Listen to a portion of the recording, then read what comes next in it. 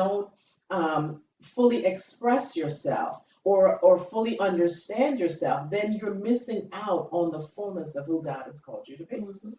So I remember,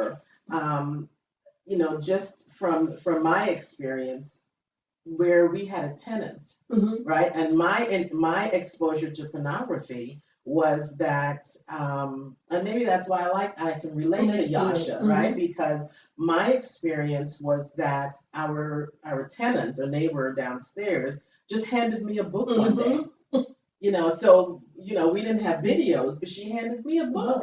And I sat, and of course, I'm a reader. So I'm reading through this thing, and it doesn't matter because of the way we're created, right? All of us works together. And so the book created pictures for me. Mm-hmm. Absolutely. And there were pictures that I couldn't shake. Yeah. Right? So there is definitely a Yeah. need for us to be able to talk about difficult things and to talk about everything so that we save our kids, because now we're at the stage where we have to give back. And I feel like your book is a way of giving back, right? Yeah, it definitely is. There is a quote that I say in the book that talks about shame dies shame dies when you can tell your story in safe places. And so I'm hoping that this book will help with that. Yeah. If that makes sense. Yeah, it does make sense. Absolutely. One of the queen codes that you share here is that God really can get you free from anything. He really can. Yeah. I know a lot of times, especially when you're a teenager, you're like still trying to figure out who God is in your life. But I want them to know that, and I say this throughout the book, that God loves you. He really does love you, and He's better than you think.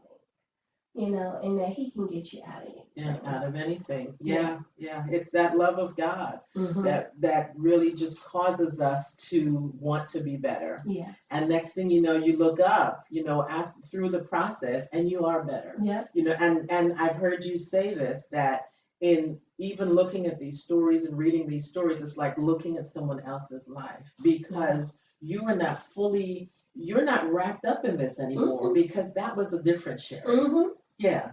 Tell us a little bit about that. Yeah, so these are my stories, and I used to have so much shame with these stories, and it was not easy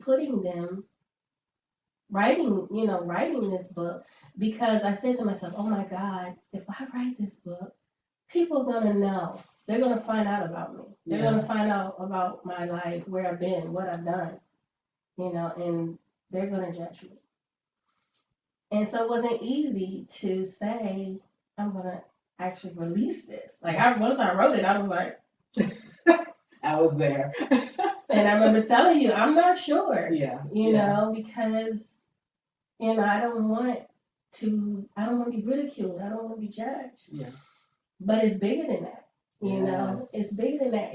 I wrote this to help someone else. And when I thought about it, these stories don't even bother me anymore.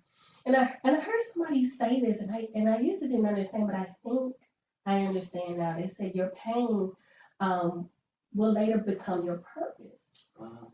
And That's powerful. I used to be like, man, all this stuff is just so painful. But now I'm using it for purpose, to help others, to talk with other young ladies, even women, they say, wow, this reminds me, I can relate, and I wish I had something like this when I was growing up. So that's what it does. And again, when I say God can free you from anything, I mean, now I'm sharing my story.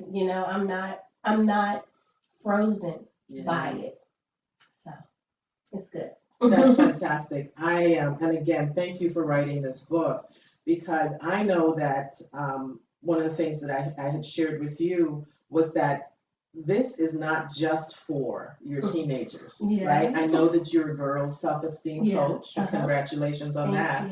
You. But as I was reading this, this was cathartic for me, you have stories in here, and I understand, I put some of myself in Yeah. here because, Yeah. how I'm analytical and everything, and I just did some more character development, and I mean, like after the experience of her losing her virginity, some of me is in there. Yeah, I put I some of that. appreciate it. I really do. But I think that for the adult woman whose little girl is still back at 13, 14, right? 15, 16, who wasn't able to share her story with anyone because she didn't have a safe space. Yeah. That this now creates that safe space. Yeah. And even if you don't have a conversation with anyone else, you could go through this book. Yep. Right? You could go through this book and you could the relive the story, and you can ask that little girl to come out from the darkness. Absolutely. Come out from the place of shame, right? So that she can now move into the light of what else God has for her. Many of us, I believe, and as a minister and serving the people, through the structure of the church and ministry, right? Having conversations with the ladies, just these wonderful women who have little girls. Their little girl is stuck in a place way back when where they were touched improperly, they were treated, violently, they were just cast aside, all of those type of things, right? And giving them permission to come out into the light. And so when I had said to you, I think that this book is going to help a lot of adult women get free. I still stand by that.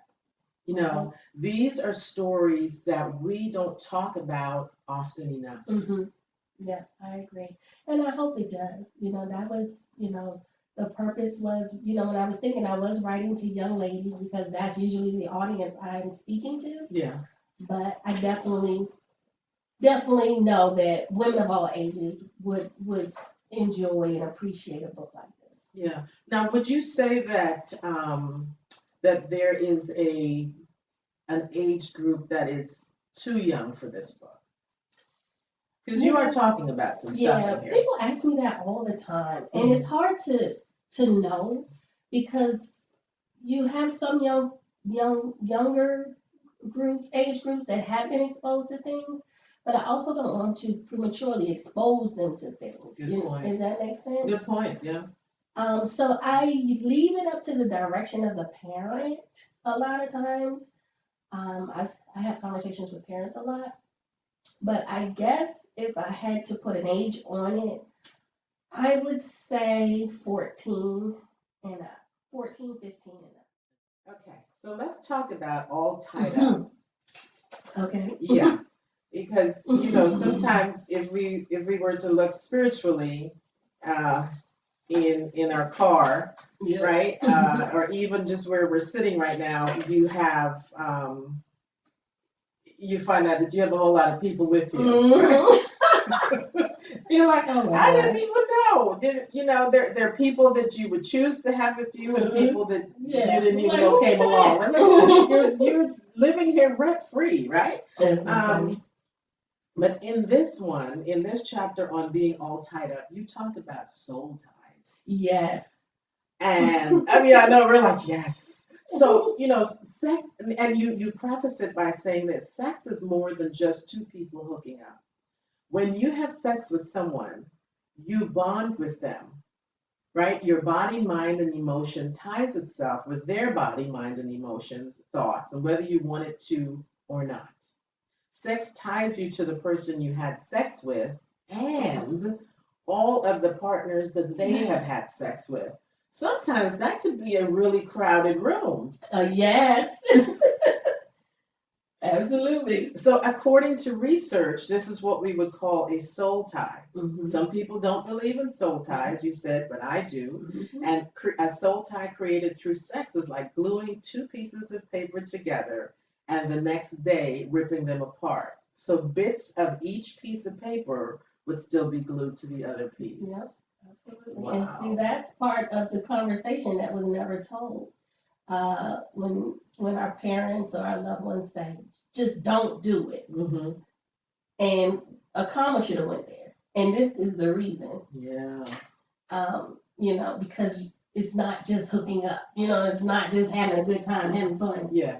So it's not really a one night stand, right, is it? Yeah. Yeah, and so that's the part that was really important for me to share with young people, all people, but the young ladies, because this is the part that they're like, what are you talking about? No one tells them this part. Yeah. When they listen to all the music, and a lot of the music is sexually driven, which we talked about, but they don't tell you this part. They didn't tell you that you're going to be connected to him and to all his past, girlfriends, all those things. Yeah.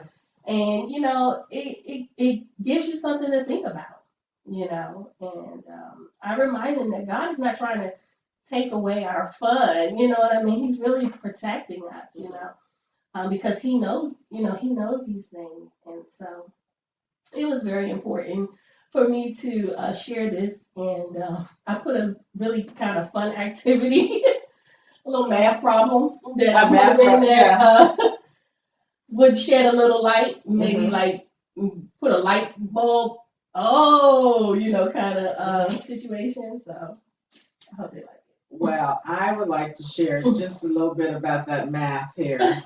Okay, because you're saying that John had sex with 3 women, and then one of those women had sex with a guy, but he didn't know that, and so they kept that a secret. And then the guy that she had sex with another person, and then this other person, had sex with one person. But he was the guy who had sex. She thought she only had, they were the only people. But he had sex with 2 people. So it becomes this whole web, doesn't it? Of all of these people who have left little bits, literally, of their DNA in other people. Yeah. And so you said, based on what you've heard about soul ties, right? Who will Queenie be connected to if she decides to have sex with this one guy? Right. I couldn't even do the math. Me either. After a while, I was like, forget it. I think eventually I did get to a number. But it's a lot because you're like, wait a minute, Right. But I hope it's an eye opener, It is very eye opening. It is, because there are people that you are connected to, and you kind of know also, because when you think of when thoughts, go to them, or if you see them, right, or if you find things that remind you of your time together. Yes. We're not even going to talk about when you have kids by people that you're not connected to anymore. That's a whole other conversation as well. But there are, the things that remind you of them cause this stirring somewhere in your soul that it's not positive, right? And actually, sometimes it is, because it's a soul tie, right? So you're connected to these folks. And I believe that is why when God created, male and female to have sex, right, that it was with the understanding, with the expectation that this is who you would be with. And so all of the feelings that you feel and all of those emotions, the spiritual stuff as well, would be shared between the two of you. Right. But when you take that and now you begin to share the wealth, right? And some of us, our past is our past, right? So you realize that there are little bits of sharing that happen, right? And then in situations where you have been sexually assaulted, right? Sexually abused, right? There are bits of a tie to people that you don't even like. Right. That type of stuff. Let's talk about the type of shame and what somebody can go through with that. It can be a lot. And not only that, your behavior can begin to manifest like somebody, that you hooked up with. Next thing you know, you're angry. You don't know why you're angry. You're doing things that is out of character. And sometimes it could be just because of that sexual choice. Now you're connected to someone, and now you can't figure out what's wrong with you. You're crying all the time. You're angry all the time. You're depressed all the time. And so God's word really is true. you I know. believe in you what he's talking about. Yeah. And it's important that, if we make mistakes, the good news is that we make mistakes, God has a plan. You Yeah. know that He tells us, exactly what to do, and He gives us His word how to get free. Yeah. And so that's this book is a book of freedom. It's not to say what Book did of you do. It's freedom. like, okay, Yeah. you did it. Now how we get free? Right. That's Right. really what this is about. And in trusting that the old things are passed away, Mm-hmm. right? Yeah. And that all things. So it's it's all of the memories and all of the stuff that you can just do a one well, it's a process oftentimes, right? Yeah. So you should expect though, Yeah. right, that just like 3 John 2 says, right, that I believe, I want above everything else, Yeah. right, that you would prosper, that you would be in a place of growing and moving forward, right, and be in health, even as your soul prospers, right? So your soul can't prosper if it's all tied up. If it's all tied up. Yeah. You're right. And you're tied to people. I remember, recognizing, I was talking to the Lord about it. I was like, I was tied to people who I didn't even know. I didn't even like. Yeah. Okay. And that also causes a certain amount of shame. It causes confusion because you make choices when you are at an age when those type of choices really shouldn't be made, or they shouldn't be made for you. Yeah, absolutely. Right? And then you realize now I have to. I'm one of my favorite. I need to divest myself. I need to get that stuff off of me. Yeah, you do. I need to get it out of my head, right? Get it out of my mind. Yeah, and that's the importance. I tell a story in this book about a time I was dating this guy, and I was in a relationship I had no business being in. I was 16 years old, and I won't go into the details, but it was a sexual relationship. And I found myself just longing for him. Like everything was about him. Okay. I couldn't do anything if it didn't have to do with him. And so I went through that for a while, and eventually we broke up. And I remember feeling just like I wanted to die. I remember calling him and begging him. Now think about it. I'm 16 years old. I remember calling and begging him, "Don't leave me. I'm gonna die without you." It sounds crazy now, but back then it was very real, felt very real. Right. And I remember one of the things that he did, he used to buy me things.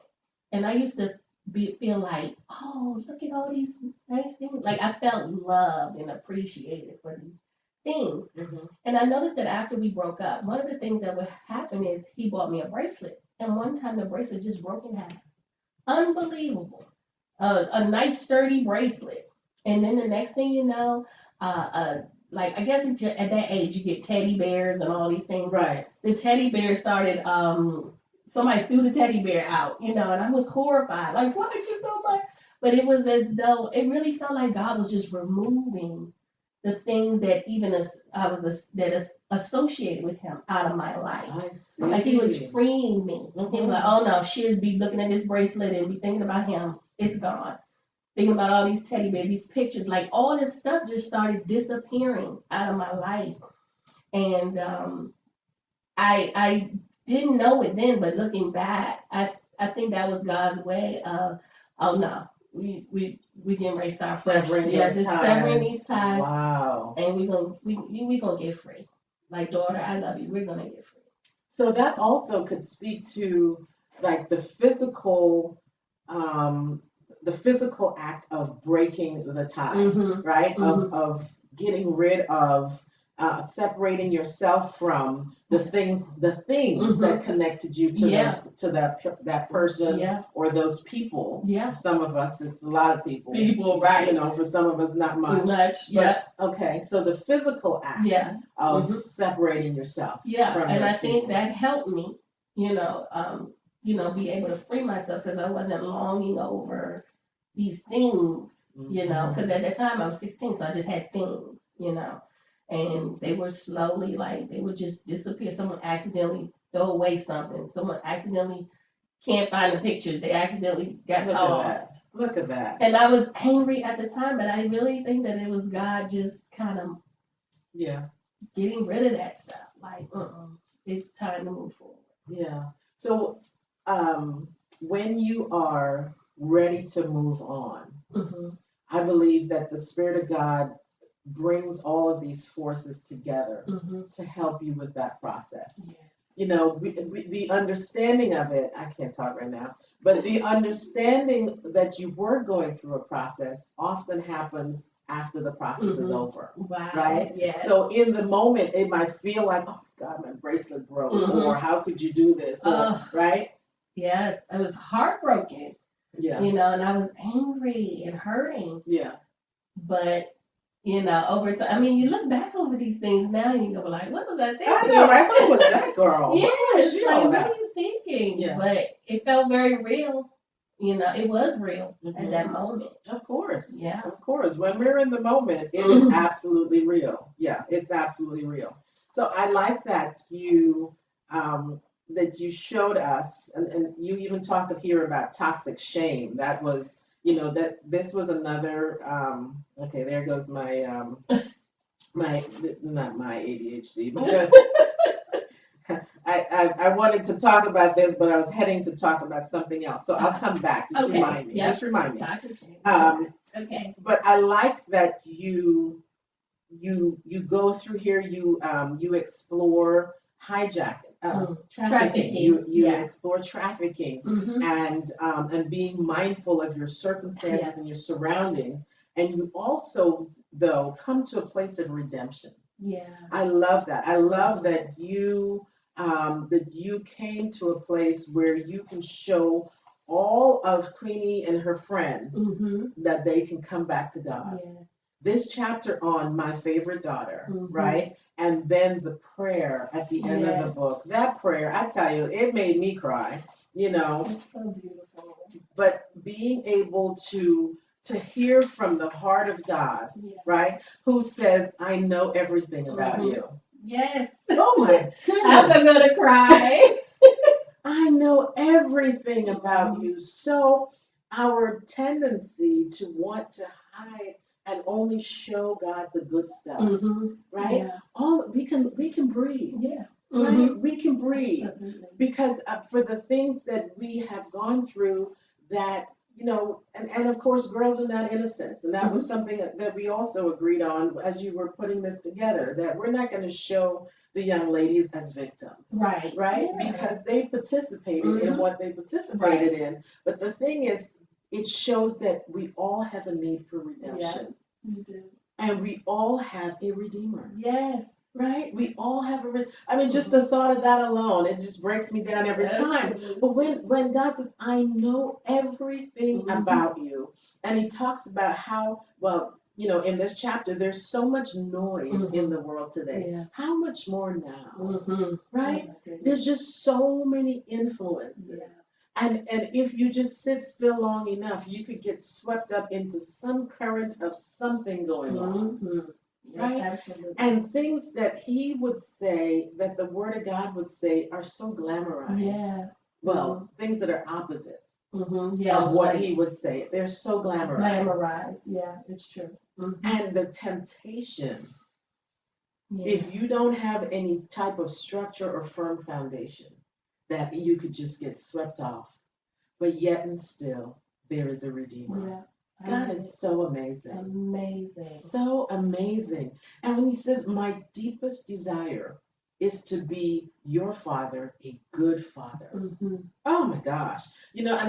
And talking about, that sex was why sex was created, and it is supposed to be enjoyed and experienced, right? But he says, but this is not, it's not something that happens, just a quick 5 minutes behind the school bleachers, right? Our bodies are connected to our souls. Yes. And God wants us to be able to live fully sexually in the right environment. Absolutely. And that's one of the things, like sex is a good thing.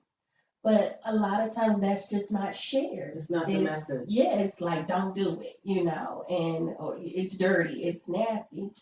And here's God saying, hey, sex is a good thing. In the right In the right environment. environment. In the right environment. Yeah. And he says, you know, you're not the first person to make a mistake, Mhm. and you won't be the last. And even when you are tempted, I can help you to be strong and say no to the temptation.